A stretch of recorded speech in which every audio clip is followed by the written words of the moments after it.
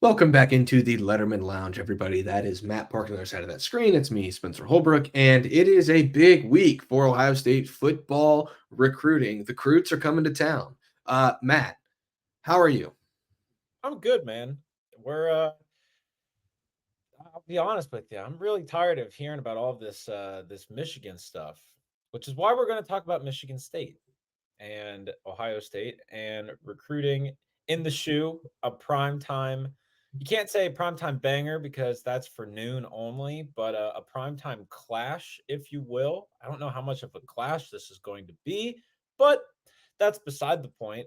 I'm sure the you, Andy, and Tim will have some good bold predictions on Friday talking about the on-field stuff with the current players, but we're here to talk about the future, like Squidward.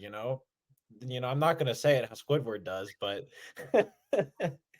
yeah, we're here to talk about the Croots coming in from all over the country for the only primetime game in the shoe this year. Which, if you look at the 22 schedule, they think there were like three primetime games in the shoe, eight home games, three primetime games. We were spoiled last year; didn't have to go anywhere. It was kind of nice, and now this year we've been all over the place, and next year definitely all over the place. But alternate uniforms too. Looking forward to it. It's gonna be a little cold. I did look at the weather last night. Gonna bust out that nice Lettermen Row winter coat that was handed down to me last year. Looking forward to getting all bundled up and getting to work. That's what it's all about, right? You talked about the on-field product. I'm here to talk to you about the off-field product because this is a recruiting program.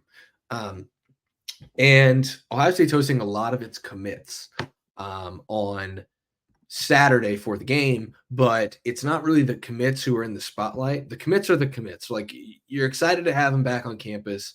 It's not something where like you're going to throw a ticker tape parade because Garrett Stover is coming back to the horseshoe, right? Like you're not That's going not to a get shot at Garrett Stover, by the way. Just no, want no, no, not at all. You're just like you kind of expect the commits to be there, right? right. So uh Max LeBlanc is coming into town, which I think is interesting. Jeremiah McClellan's coming into town, which is interesting. Edric Houston is expected to be there, which just again another good sign. Not that he's anywhere near flip watch, but like just another good sign for Ohio State.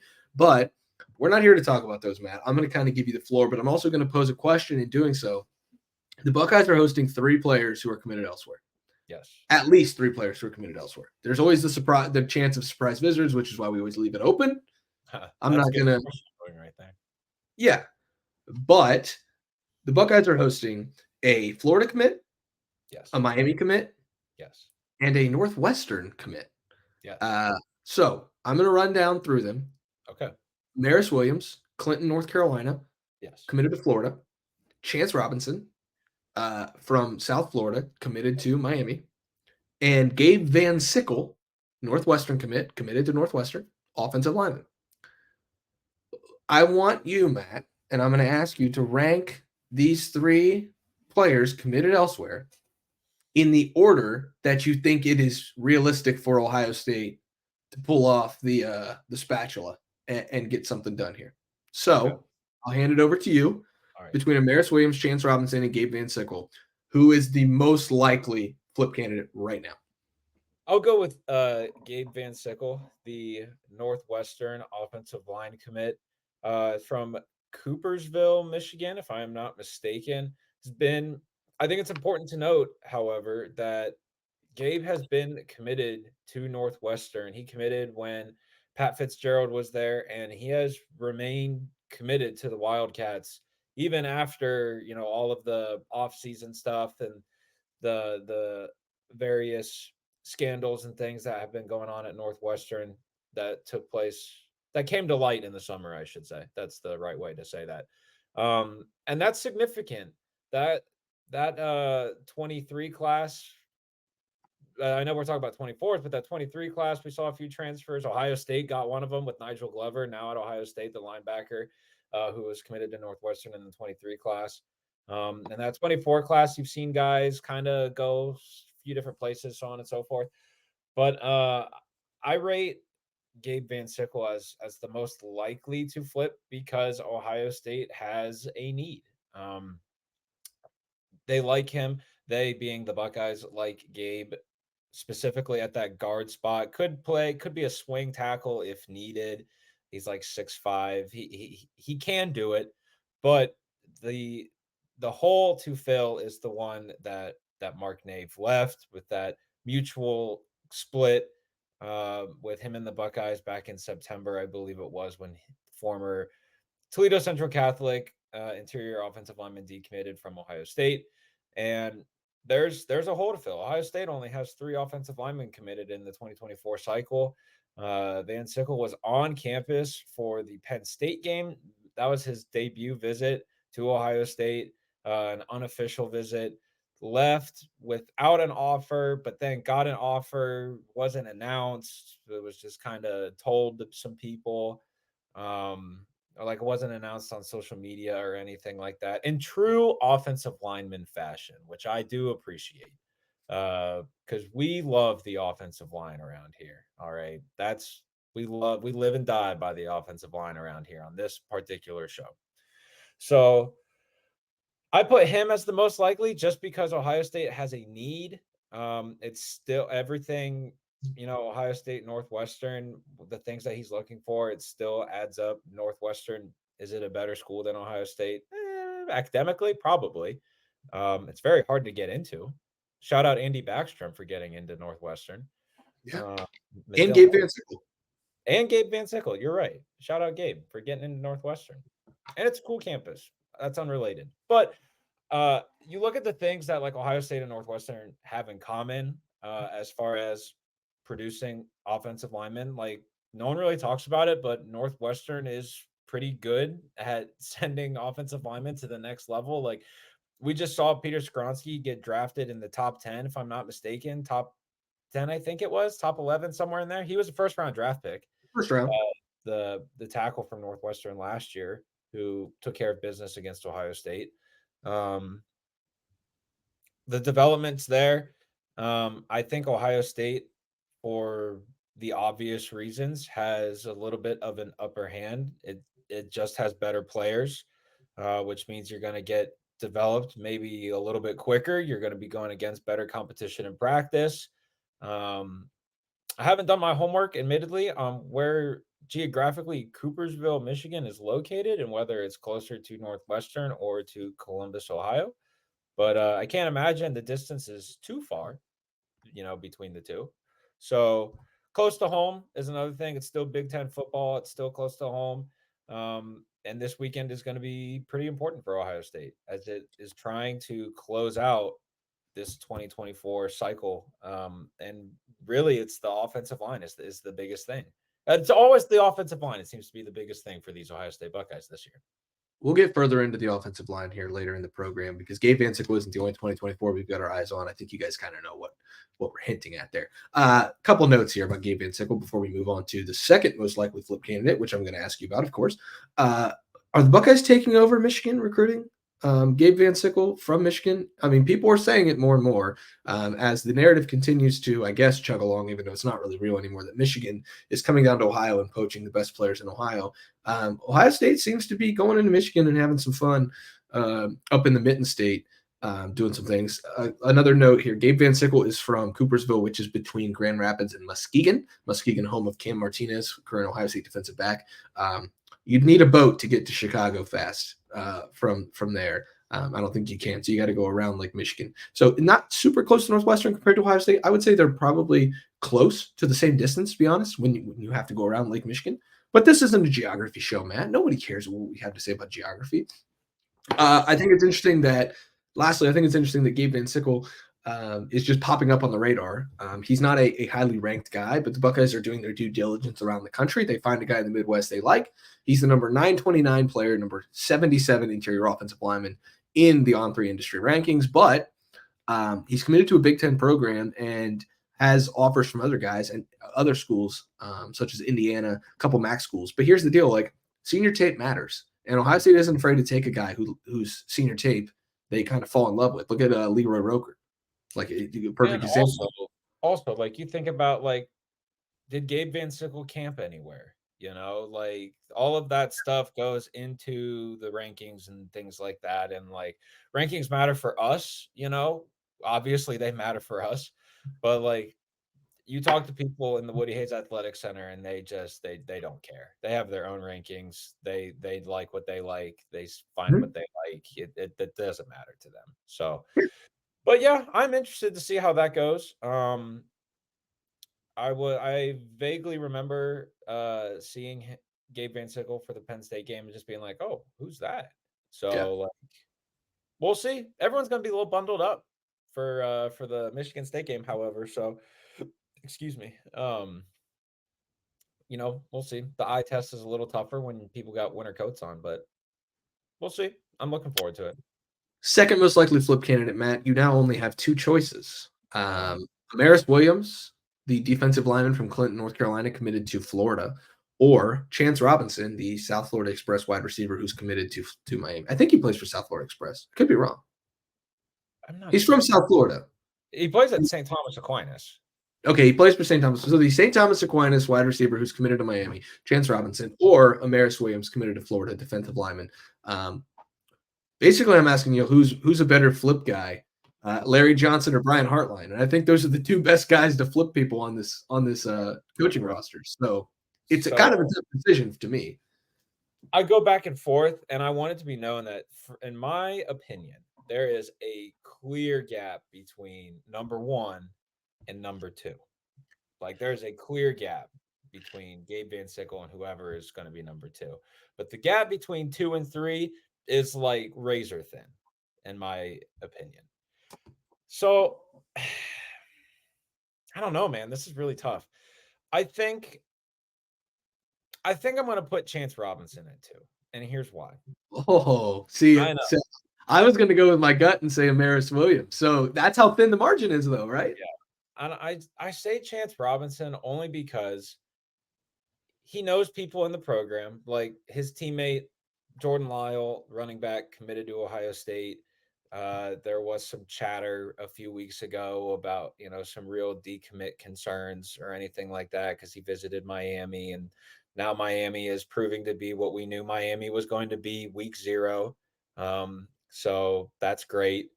Um, you can read the tea leaves on Twitter. Like Tony Alford tweeted something, I think a couple weeks ago, where he said they had a great conversation with a great young man and the future was bright or whatever. And that came after shortly after a bunch of these stories about Jordan Lyle thinking about Miami and stuff like that. So like you put the tea leaves together and it's really not that hard to figure out what's going on.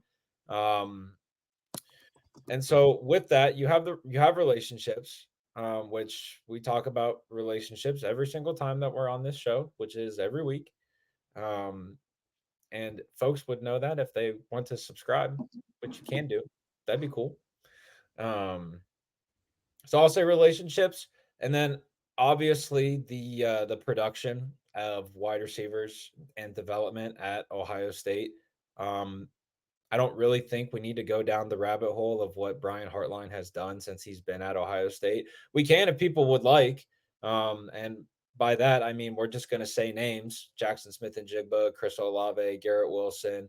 Um, there's a small bit of credit for Jameson Williams, even though I'm going to say he's an Alabama product. Um, but whatever. Um, I mean, we could go on and on and on about it. But and now you're gonna have Marvin Harrison Jr. next year. You're gonna have Emeka Ibuka next year. We'll see what happens with Julian Fleming. Maybe Xavier Johnson gets a spot somewhere as a free agent or something like that next year in the 2024 offseason, NFL offseason. But yeah, the production is freaking ridiculous. Okay. And also, I think it's notable, and I wrote about this earlier in the week for lettermenrow.com, but we're going to talk about it here because you and I actually have not talked about this. At least to my knowledge, you and I haven't talked about this. I'm a little scatterbrained at times, so I forget things. Um, Chance Robinson went on an official visit to Ole Miss last weekend, where Ole Miss beat Texas A&M 38-35, and a pretty good game, actually. It was pretty entertaining. Um, and Lane Kiffin gave Ohio State some like backdoor recruiting and apparently told Chance Robinson that if you want to get developed as a wide receiver, you either go here or you go to Ohio State. Now, I've never met Lane Kiffin. I don't know if I will ever meet Lane Kiffin. I kind of would like to because I think that would be like kind of fun just to meet Lane Kiffin, you know? But like, I'm not sure I would say that if I was a head coach. Be like, hey, go here or go there, you know, if you're trying to flip a guy. So like Yeah. having another coach kind of do that for Ohio State and put that in the back of the kid's mind the week before he goes to Ohio State for an official visit. Like, if you're Ryan Day and Brian Hartline, like I think if you pull off the flip, I think you got to send some flowers or something down to Oxford, don't you think? Yeah, I do think there's some good to Lane Kiffin just being honest. Like, Yeah, hey, I know you're looking at Ohio State. I know you're looking at Ole Miss, and you're committed to Miami. Like, we produce better wide receivers. Miami's probably third in the wide receiver production. Like, I yeah, the only Miami receivers I can think of right now off the top of my head are like Charleston Rambo, who transferred from Oklahoma and went there, I believe. Xavier Restrepo, who I think is a good player right now for the Canes, but isn't like a high level NFL guy. You look at Ole Miss, and you can go right on down the line. Laquan Treadwell. You look at AJ Brown. Um, the guy that they have with the Panthers right now, Jonathan Mingo, who just got drafted in the second round. So like Ole Miss, they do a really good job, but yeah, obviously they're not Ohio State. And so then I think what Lane was trying to get at there is like we produce wide receivers to the NFL like Ohio State does, but you probably have a better chance of playing here. And so like there is a little bit of good to what Lane Kiffin said there. And I do credit him for being honest with recruits. Like, hey, this in Ohio State. And I know you're looking at Ohio State, but we do it too. And yeah, you're kind of recruiting against Miami, but you're also recruiting with Ohio State just to get it in his mind, like, hey, Miami isn't the place for you. Because if you look at Miami right now, buddy, it yeah. is it's bleak.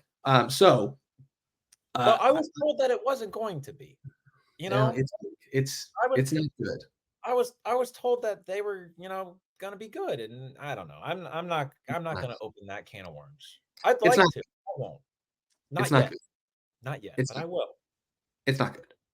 But that's okay. That's okay. Not everybody's good. So in Miami, you're not good right now. So 2002 was a long time ago, buddy. yeah, Like, yeah. you Ken ever Dorsey. think about that? The program that we're talking about, that's there's I don't know. It's a fun discourse. It's a fun history to look at. But as it relates to Chance Robinson, um, I obviously think like he probably could go to Miami. Like if he decides to stick with his commitment and goes to Miami, like there's really not a doubt in my mind that he could be a day one like kind of guy for them. Um, but Which is the sell there, which is definitely the sell. yeah, yeah, absolutely. Like you're close to home. I mean that kind of worked for Mark Fletcher last year, and they did Miami did that to Ohio State last year and flipped Mark Fletcher, the running back from American Heritage. And now look at him. I think he was just named the ACC Offensive Rookie of the Week last week in a loss. Right? They did lose last week. Yeah. Yeah. No. No. Yes. I don't know. I just saw that Mark Fletcher had a graphic from the ACC with so like good for him. Like happy for him. Mark's a good dude. Um but all of that said, there are like this is a hard decision. This is a hard decision for Chance Robinson to go with, the the realistic opportunity of early playing time at a program that may not be what it's selling itself to be versus an opportunity for early playing time at a place that is known to develop wide receivers in one of the two best conferences in college football, that being the SEC with Ole Miss. And then the third hat on the table here is go to a place where you're going to play special teams. If you show out in the spring or the summer, whenever he gets to campus, there's an opportunity for special teams, and you're going to be quite honestly buried on a roster that's deep. But when you get your opportunity and you make the most of it, you have a pretty good opportunity to be a first day draft pick if you do the things that you're supposed to do. So it'll be interesting. Um, it'll be interesting to see how that plays down the stretch. I should note we are about close to 6 weeks away from the early signing day, which is December 20th. It's November 9th right now, so about like 6, 7 weeks away. Um, so there's time is of the essence for all of these guys. Um, but that's my note on Chance Robinson, and let's just get right into number three, Amaris Williams. The I I can't let you do that because Amaris Williams is one of the many, many who are going to be in the horseshoe on Saturday night. And you can be there too if you'd like. Go to the Game Time app, gametime.co. Of course, terms apply when you do. But if you do go there and use the promo code Buckeyes, you get $20 off your first purchase in the Game Time app. Your ticketing needs can be taken care of by Game Time. You find a ticket on Game Time, you find a cheaper ticket in the same section on a competing ticketing app, and then you go back to Game Time. They will refund you 110% the difference of that ticket price. So you make a little money on the side too. So go to the Game Time app, gametime.co right now. Come see all the recruits walk down the tunnel. Come see the Buckeyes play. It's one of your last two opportunities in the horseshoe, presumably to see Marvin Harrison Jr., to see Emeka Ibuka, maybe even Trading Henderson. Some of these superstar defensive players that are leading the charge for the Buckeyes. They're only going to be in the horseshoe a couple more times, folks. I would highly recommend seeing them in that horseshoe before they decide to go on to the next level. And then you got to pay NFL prices because those are even crazier than Buckeyes prices. So Ohio State probably going to roll over Michigan State this week. The recruits are going to be there to watch it, and you can be too with the Game Time app, gametime.co. $20 off your first purchase when you use that promo code Buckeyes, like we do at lettermenrow.com. Tim made the 40-year bet. He uses that gametime.co promo code Buckeyes. Andy Backstrom over there on the team side with me. Matt, you on the recruiting side, you need some tickets. You went to see the 1975 not too long ago, your favorite band. Use the promo code Buckeyes. You get $20 off your first purchase in the Game Time app. It's a match made in heaven. Lettermen Row, Game Time. So go to the Game Time app, gametime.co right now. Use that promo code Buckeyes, get $20 off your first purchase, and you can see Amaris Williams in person as the Buckeyes try to flip him, Matt. Yeah. I never see the ad reads coming, and that's why I like them. They are good. But get your tickets. There really are only 2 more games in Ohio Stadium this year, aren't there? Yeah, but then there's 8 next year. So That's true. Time just flies by, man. Didn't the offseason, this is a tangent for everyone watching. I'm sorry. We'll get back to the content in just a second, but this is a tangent. Doesn't the offseason just feel so long every year? And then the yes, season just goes, yes. huh? Time flies when you're busy. That's true. Time flies when you're having fun. You We know, have fun on this show. we do. Let's continue the fun, shall we? Let's talk about Ooh, Amaris Williams, the 4-star defensive end committed to Florida from Clinton, North Carolina. Uh, Making his second visit to Ohio State, made his debut visit for the Penn State game. That was an official visit. He was there with his family. I do believe the same cast will be back for the Michigan State game. And I put him at number 3 because there are some other factors that are not like the be all end all of his recruitment, but there are some other things that Ohio State will have competition with. Uh, and schools in the mix, like he's still seriously considering Florida, even though Florida, may not be having the year that they had hoped for down there in Gainesville. Um, which is what it is. Um, he is also supposed to take an official visit to Tennessee for the Georgia game, which is November 18th, if I'm not mistaken. So he will be in Knoxville. Tennessee has been, I don't want to say silently recruiting him, but Tennessee has been in the shadows for Amaris Williams for a while now. The Volunteers really like what he is able to do. They also project him as kind of that strong side defensive end kind of type. And I think all the schools that are going after him, like the big 3 right now, are definitely Ohio State, Florida, and Tennessee. And the location, like him being from North Carolina, is pretty interesting to me, just because like he has no ties really to Florida. Uh, we're not a geography show, as we've mentioned, but I'm pretty sure Tennessee and North Carolina border. Not that that really means anything, other they do. than other than it's just close to home for him. And then you look at Ohio State, and Larry Johnson from North Carolina recruits North Carolina pretty well when Ohio State finds someone it likes in North Carolina. So again, and it all just goes back to it all goes back to production, right? I had the opportunity to speak with Amaris Williams a couple of days after his Penn State visit, his Ohio State Penn State visit. And once again, something about JT Tuimoloau against Penn State, man. Like, I don't know what it is. There's just something extra in the Gatorade bottles that day. I don't know what it is, but like he just shows up and shows out for that Penn State game the last 2 years. It's ridiculous. So you look at being in the stands, being recruited by Ohio State for that exact same position, and knowing that like that's what you can do. That was the best crowd Ohio Stadium has had all year, in my opinion. I'll be eager to see how the crowd is for this weekend, as well as the Minnesota weekend. But all of those things, they do add up. The relationship that he has with Larry Johnson, that's one of the things when you talk to defensive linemen that are being recruited by Ohio State, that's the very first thing that they mention is just having that connection with Larry Johnson. And when they are on campus, that just how much of a priority that Larry makes these guys. So, and we've seen that with recruits all the way to guys that are, in their first, second year trying to figure things out at Ohio State to guys like Jack Sawyer and JT Tuimoloau. I mean, like that really is a tight knit group right there, that defensive line unit at Ohio State. So I just put him at 3 just because I don't know. It's going to be one of those things where it's going to be, in my opinion, Amaris Williams told me that it's going to be December before he really like makes his final decision. He didn't really give me a specific time. However, if I had to put some coin on it, I would say it's probably going to be signing day, like the week of that week, maybe the week before. Ohio State will get its in-home visit.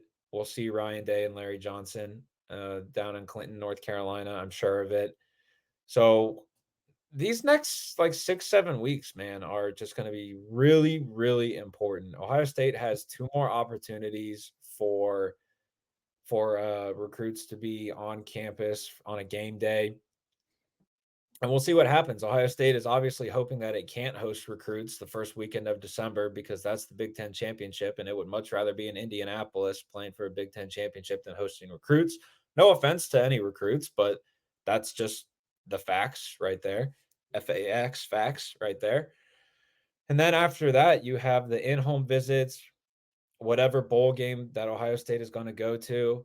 So there's just a lot going on that, and one of the thing this is just a total off script moment for us, but one of the visitors that someone that Ohio State needs to get on campus and is going to try to get on campus is Coy Perrick, the safety committed to Minnesota. That's a major flip target for Ohio State for safeties coach Perry Eliano. Coy told me that he's going to make it to campus for an official visit, but it won't be until his football season is done, and that's likely not until December because his team, I believe, is the reigning state champs in Minnesota in one of the divisions.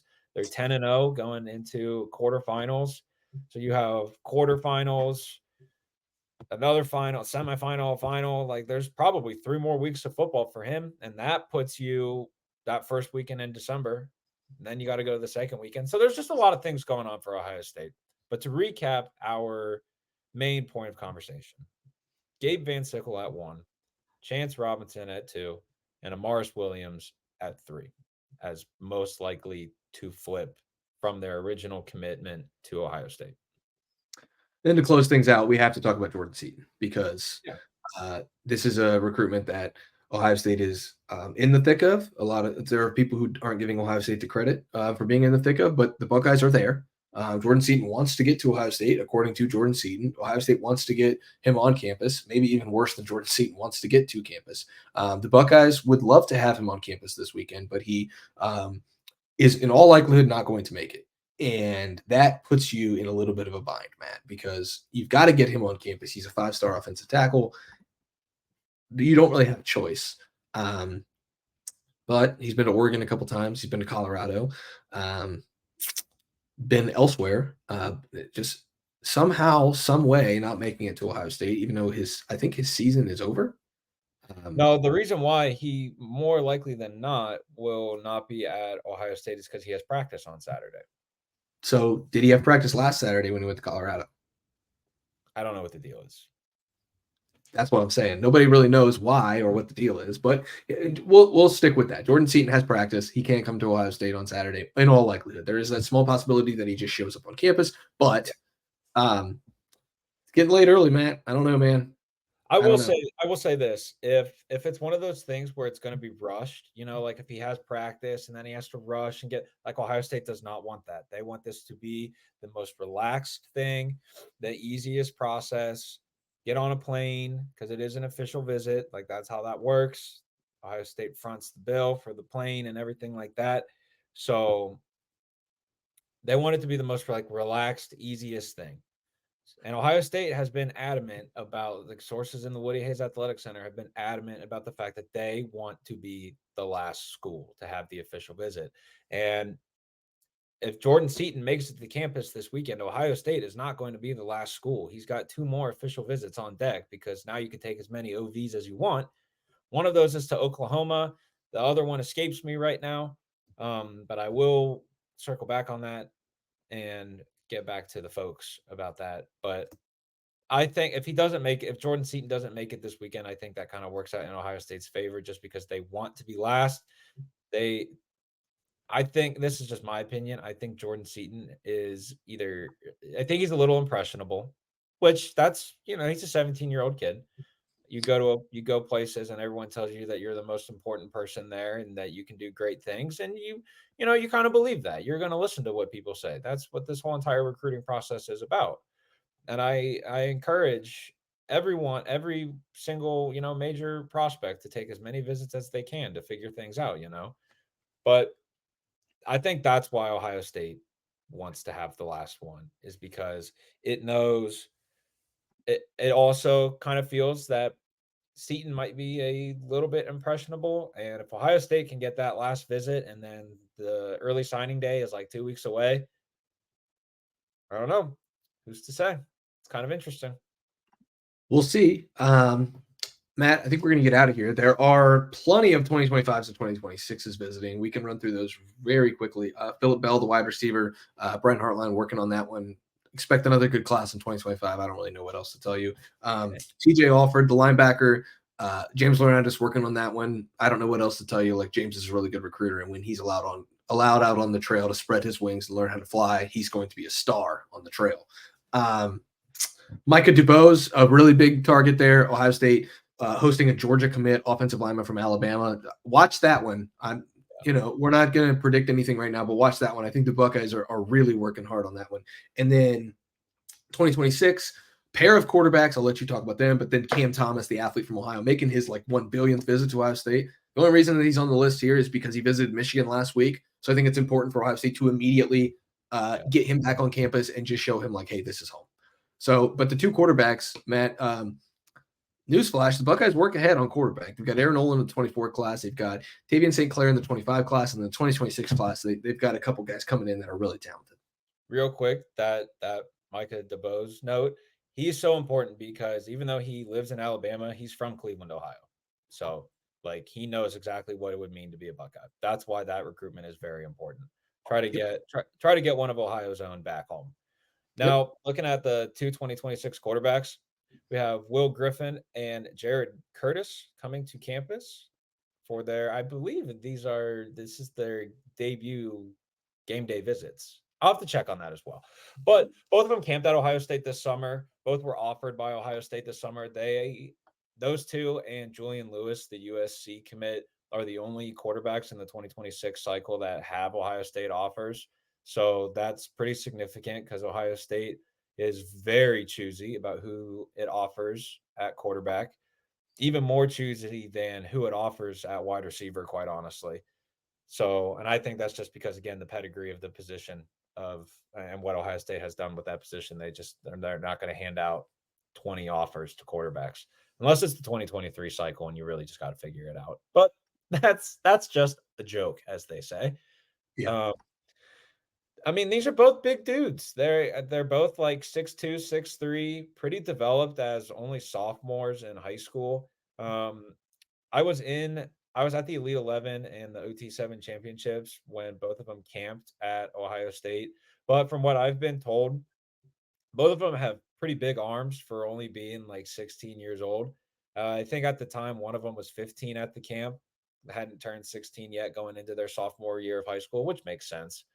But I'm eager to see what these two guys look like in person. I wish I had seen them camp this summer, but was elsewhere, still doing my job, doing my thing.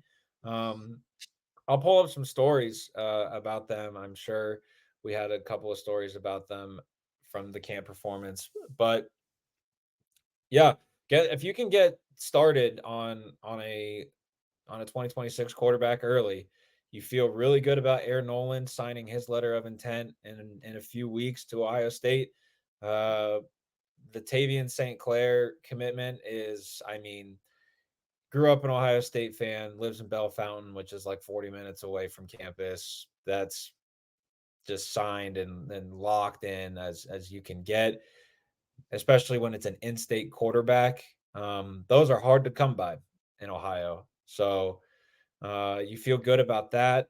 And that allows you to get started on 2026 pretty early. And it also helps that one of the best wide receivers in the country, and Chris Henry Jr., is committed to the 2026 class.